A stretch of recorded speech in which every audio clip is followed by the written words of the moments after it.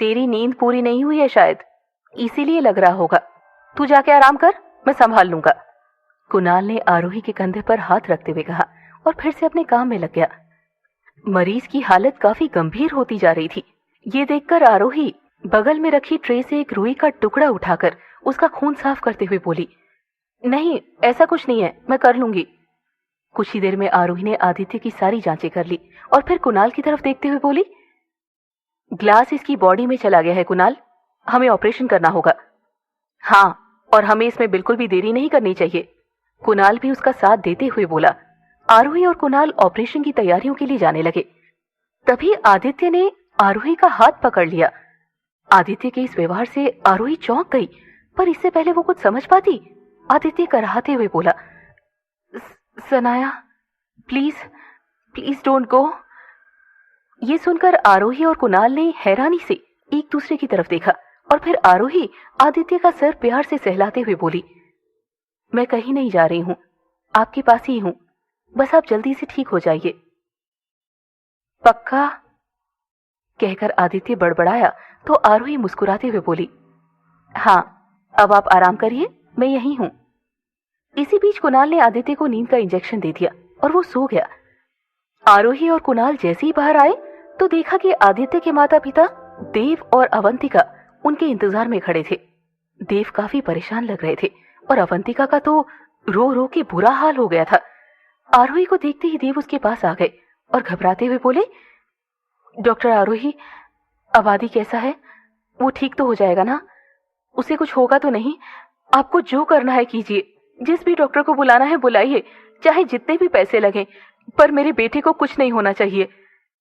देव की बात सुनकर आरोही मुस्कुरा दी और फिर उन्हें समझाते हुए बोली, पैसे से अगर जिंदगी खरीदी जा सकती तो अमीर लोग कभी नहीं मरते मिस्टर मेहरा। फिलहाल हम अपनी पूरी कोशिश कर रहे हैं, अभी एक ऑपरेशन करना होगा, उसके बाद ही हम कुछ कह पाएंगे। आरोही की बातें सुनकर पास में खड़ी अवंतिका जोर जोर से रोने लगी। आरोही से उसका दुख देखा नहीं गया, इसीलिए उसने उन्हें पास पड़ी बेंच पर बिठाया और खुद भी उसके बगल में आकर बैठ गई। अवंतिका ने रोते रोते अपना सर आरोही के कंधे पर रख लिया और आरोही प्यार से उनके सर को सहलाते हुए बोली, परेशान मत होइए मिसेस मेहरा, आदित्य को कुछ नहीं होगा। आपका प्यार है ना उसके साथ, वो उसे कुछ होने भी नहीं देगा। आप बस भगवान पर भरोसा रखिए, वो सब ठीक कर देंगे। आरोही की अपनेपन से भरी हुई बातें सुनकर अवंतिका रोते हुए बोली, मेरी कोई बात नहीं सुनता, अपने ही मन की करता है। उसके अलावा है ही कौन हमारा, उसके बिना हमारा क्या होगा ये भी नहीं सोचता। पता नहीं क्या जादू किया है उस सनाया ने मेरे बच्चे पर। सनाया? आरोही ने चौंक कर पूछा। हाँ, उसी ने मेरे बच्चे की जिंदगी बर्बाद की है। मैंने बहुत समझाया आदि को कि वो तुझसे नहीं सिर्फ तेरे पैसों से प्यार करती है, पर पता नहीं क्या जादू कर दिया था उसने आदि पर कि वो हमारी कोई बात सुनने को तैयार ही नहीं था। और आज वही हुआ जिसका डर था।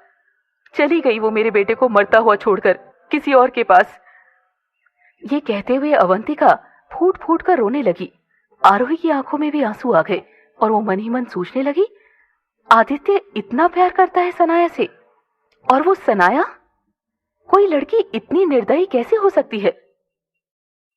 आप प्लीज रोइए मत, सब ठीक हो जाएगा, आरोही ने अवंतिका को हिम्मत देते हुए कहा। इसी बीच कुणाल वहां आ गया।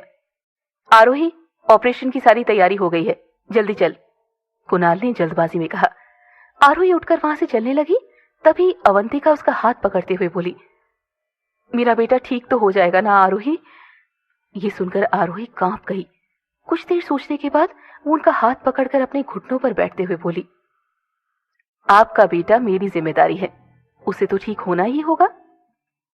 थैंक यू बेटा, अवंतिका ने चमकती आंखों से कहा तो आरोही मुस्कुराते हुए बोली, बड़े कभी बच्चों को थैंक यू नहीं बोलते, दुआएं और आशीर्वाद देते हैं। मेरा आशीर्वाद तो हमेशा तुम्हारे साथ है, अवंतिका ने आरोही के सर पर हाथ रखते हुए कहा तो आरोही उनका हाथ अपने हाथों में लेते हुए बोली, अब मैं आपके पास तभी आऊंगी जब आपका बेटा ठीक होगा। आरोही की बातों से अवंतिका को बहुत हिम्मत मिली। आरोही ने भी आकर ऑपरेशन शुरू किया, पर आदित्य की हालत बहुत ज्यादा गंभीर थी। ये देख कुणाल हताश होकर बोल पड़ा, मुझे नहीं लगता कि हम इसे बचा पाएंगे आरोही। ऐसे मत बोलो कुणाल प्लीज, मैंने एक माँ से वादा किया है कि मैं उनके बेटे को ठीक करके रहूंगी। मुझे उनकी नजरों में झूठा मत बनाओ। भगवान के आगे किसी की नहीं चलती आरोही, कुणाल ने बुझी हुई आवाज में कहा। हाँ तो उन्हें भी मेरी सुननी होगी कुणाल। मैंने आज तक उनसे कभी कुछ नहीं मांगा है, पर आज इसकी जिंदगी मांग रही हूं। उन्हें इसकी जिंदगी देनी होगी। मैं ऐसे हार नहीं मानूंगी। ये कहते हुए आरोही फिर से अपने काम में लग गई। आरोही और कुणाल ने हर मुमकिन कोशिश की और आखिरकार ऑपरेशन सफल होकर ही रहा। यू डिड इट आरोही, कुणाल ने खुश होकर कहा तो आरोही मुस्कुराते हुए बोली, वी डिड इट कुणाल। आरोही बाहर आई तो अवंतिका ने उसकी तरफ उम्मीद भरी नजरों से देखा। आरोही मुस्कुराते हुए उनके पास आ गई और उनका हाथ अपने हाथों में लेते हुए बोली, आपका बेटा अब ठीक है। ये सुनकर देव और अवंतिका की खुशी का कोई ठिकाना नहीं रहा और वो दोनों ने खुश होकर आरोही का शुक्रिया अदा किया। शाम तक आदित्य को होश भी आ गया था और उसके होश में आने की खबर सुनकर देव और अवंतिका भागते हुए उसके पास पहुंचे। तू ठीक है ना बेटा, कैसा लग रहा है अब तुझे? अवंतिका ने रोते हुए पूछा तो आदित्य हैरानी से अपनी नजरें इधर उधर दौड़ाकर चिल्लाते हुए बोला, मैं यहाँ कैसे आया? कौन लाया मुझे यहाँ? मुझे सनाया के पास जाना है, मुझे उसे रोकना है, वरना वो हमेशा के लिए यूएस चली जाएगी। ये सुनकर अवंतिका फूट फूट कर रोने लगी।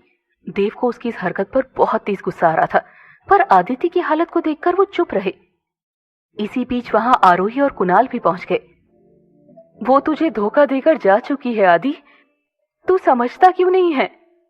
अवंतिका ने रोते हुए कहा तो आदित्य चिल्लाकर बोला, नहीं माँ, वो कभी मुझे धोखा नहीं दे सकती। वो तो मुझसे बहुत प्यार करती है। वो बस थोड़ी सी नाराज है, इसीलिए यूएस जाने की जिद कर रही है। मुझे जाना है उसके पास, मुझे मनाना है उसे।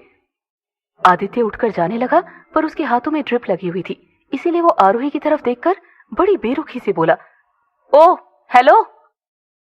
मैं? आरोही ने हैरानी से पूछा। हाँ तुम ही, ये सब निकालो, मुझे सनाया के पास जाना है, आदित्य ने अकड़ते हुए कहा तो आरोही को बहुत तेज गुस्सा आ गया। आरोही उसे सुनाने ही वाली थी कि तभी कुणाल उसका हाथ पकड़कर धीरे से बोला, वो इस कंडीशन में नहीं है, let me handle this. Okay. Aarohi गुस्से में बड़बड़ाई और कुणाल आदित्य के पास बैठते हुए बोला, मिस्टर मेहरा, अभी आप पूरी तरह से ठीक नहीं हैं। अगर आप इस हालत में सनाया के पास जाएंगे तो वो आपको इस हालत में देखकर कितनी दुखी होगी। ये तो आप भी नहीं चाहते होंगे ना कि उसे दुख हो, इसीलिए पहले आप ठीक हो जाइए, फिर जाकर उसे मना लीजिएगा। अगर आपको यकीन है कि वो आपसे प्यार करती है तो वैसे भी वो आपको छोड़कर कहीं नहीं जाएगी। आदित्य को कुणाल की बात ठीक लगी, इसीलिए वो कुछ सोचते हुए बोला, यस यू आर राइट, मुझे इस हालत में देखकर उसे बहुत बुरा लगेगा, इसीलिए पहले मैं ठीक होऊंगा, फिर उसके पास जाऊंगा। आदित्य की बातें सुनकर आरोही कुणाल की तरफ देखते हुए बोली, ये तुमने कैसे किया Kunal? That's the magic of love, तू नहीं समझेगी। ये कहते हुए कुणाल आदित्य की तरफ मुड़ा और मुस्कुराते हुए बोला, अब आप आराम करिए, हम चलते हैं। हे यू, तुम डॉक्टर हो ना, जल्दी से ठीक करो मुझे। आदित्य फिर से आरोही की तरफ देखकर अकड़ते हुए बोला तो कुणाल हंसने लगा। आरोही को फिर से गुस्सा आ गया, पर इससे पहले आरोही कुछ कह पाती, कुणाल उसका हाथ पकड़कर उसे बाहर ले आया। मैं इसका मर्डर कर दूंगी कुणाल, कितना एरोगेंट है ये, बात करने की तमीज तक नहीं है इसे। शायद इसीलिए वो लड़की से छोड़कर भाग गई। तू नहीं समझेगी आरोही, प्यार ऐसा ही होता है, जब होता है ना तो सारी दुनिया झूठी लगने लगती है, सिर्फ हमारा प्यार ही सच्चा लगता है। कुणाल ने मुस्कुराते हुए कहा तो आरोही उसकी तरफ देखते हुए हैरानी से बोली, तुम तो ऐसे कह रहे हो जैसे तुमने पीएचडी किया है प्यार में। एग्जैक्टली, पीएचडी किया है ह्यूमन साइकोलॉजी में। तुझसे भी तो कहा था कि कर ले, पर तुझे तो हमेशा से लोगों का दिमाग खाने में इंटरेस्ट था, इसीलिए बन गई न्यूरोलॉजिस्ट। ये कहते हुए कुणाल आरोही के सर पर मारकर भाग गया और आरोही गुस्से में चिल्लाते हुए बोली, मैं छोड़ूंगी नहीं तुम्हें कुणाल,